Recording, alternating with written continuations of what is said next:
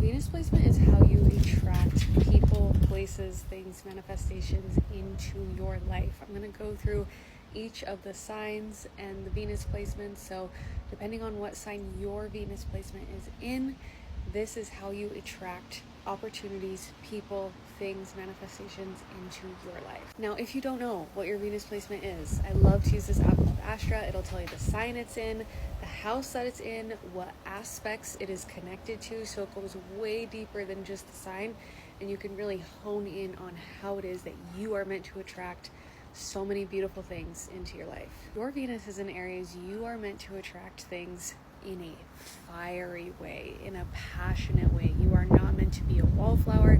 You are not meant to just sit around and wait for things to fall into your lap. So you are attracting things, but you are doing so in motion, by getting up and going, by doing the thing, by putting yourself out there, and by going after what you want. So if there's something that you want to attract in your life, make sure you're going for it, and it will feel that and come into you. If your Venus placement is in Taurus, this is a very powerful Venus placement. Venus loves to be in Taurus. This is very sensual. This is very grounded. This is very earth goddess energy.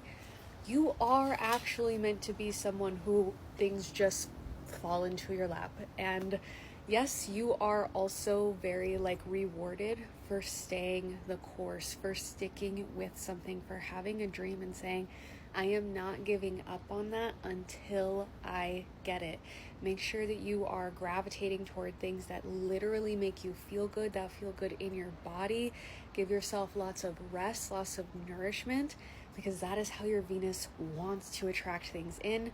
You're never going to be that person that is nose to the grindstone, heavy metal, and then things come in. It's going to be when you're enjoying yourself and all of your senses. If your Venus is in Gemini, then you like to attract things by bouncing from one thing to the next. It is likely that your dreams are very mutable, just like Gemini, and they ebb and flow frequently.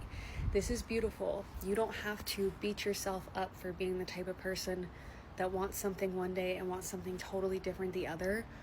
Go with it. You are meant to go where you feel that spark, where you feel that joy, where you feel curious towards the things that light up your mind. And when you do that, along the way, you will literally stumble across things you didn't even know that you wanted, and they're right here.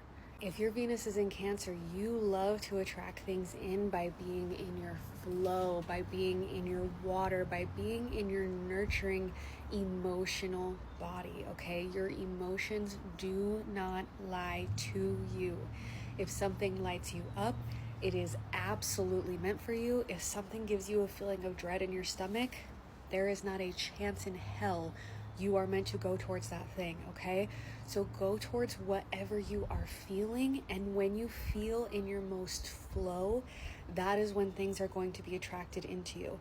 It's not going to be when you're pushing, it's not going to be when you're grinding, it is going to be when you are in your own energy, when you are in that sort of nurturing, emotional, tapped in, intuitive Cancer energy. If your Venus is in Leo, like mine, then you are meant to attract things in by being big, by being bold, by being courageous, by believing in yourself, by having confidence, and by putting yourself out there for the world to see.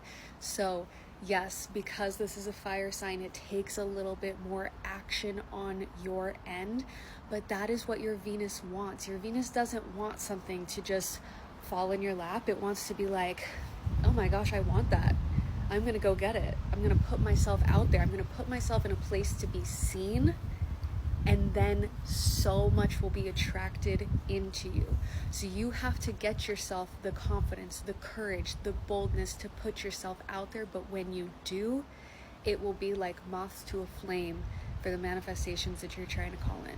If your Venus is in Virgo, the way that you like to attract things in is a little bit more methodical. It's a little bit more observant. It's a little bit more, let me analyze the details, see what feels like the right energy for me, and then I will call that in.